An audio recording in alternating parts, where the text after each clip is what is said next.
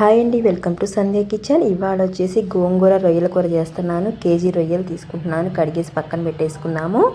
గోంగూర కట్ట medium size తీసుకొని కుక్కర్లో వేసుకొని ఉడికిచ్చేసుకోవాలి. నీళ్ళు వేసుకొని పచ్చి కొబ్బరి, అల్లం, చిన్నులపాయలు నీళ్ళు వేసుకొని మెత్తని పేస్ట్ లాగా మిక్సీ పట్టేసుకున్నాము.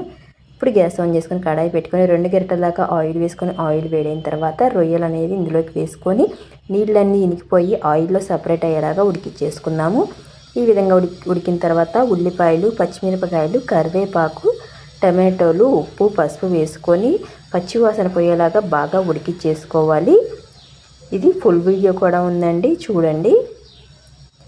ఇది ఉడికిన తర్వాత ఇప్పుడు ఇందులోకి మిక్సీ పట్టిన కొబ్బరి పేస్ట్ ఇందులోకి వేసుకొని ఇది కూడా పచ్చివాసన పోయేలాగా బాగా ఉడికిచ్చేసుకోవాలి. ఉడికిన తర్వాత గోంగూర మెదుపుకొని ఇందులోకి వేసుకొని ఇది కూడా ఒక 3-4 నిమిషాల పాటు ఉడికిచ్చేసుకున్నాము. ఉడికిన తర్వాత 2 స్పూన్ల కారం, 1 స్పూన్ ధనియాల పొడి, 1 స్పూన్ గరం మసాలా పొడి వేసుకొని ఇది కూడా పచ్చివాసన పోయేలాగా బాగా ఉడికిచ్చేసుకున్నాము. ఉడికిన తర్వాత ఉప్పు సరిపోలేదని ఉప్పు వేసాను. కసూరి మేతి వేసుకొని 3 నిమిషాలు ఉడికించుకున్నామంటే గోంగూర రొయ్యల కూర అయితే రెడీ అయిపోయినట్టేనండి.